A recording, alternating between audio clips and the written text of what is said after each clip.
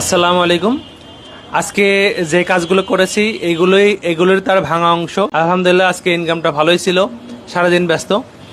তো আমি আপনাদের বলবো যে অনেকে আছে যারা সারাদিন যদি ইনকাম না হয় সেক্ষেত্রে দোকানে বসতে চায় না, ঘুরে ঘুরে বেড়াই। তো আমি তাদের বলবো যে আপনারা এভাবে ঘুরে বেড়াবেন না, আপনারা আরও দোকানে বেশি বেশি টাইম দিবেন, যেন কোনো কাস্টমার মিস না হয়ে যায়। আপনার এক বেলায় ইনকাম না হলে আরেক বেলা কিন্তু ইনকাম হবে। এই জন্যে আপনারা হতাশাগ্রস্ত হবেন না, আপনারা মানে ধৈর্য সহকারে দোকানদারি করবেন। তো সবসময় সব দিন যে ব্যবসা একরকম যাবে বিষয়টা এরকম না। যেমন আমার গত পরশু দিন কিন্তু ব্যবসা অত ভালো ছিল না। তো আলহামদুলিল্লাহ আজকে ব্যবসা মানে ভালো, মানে খুবই ভালো।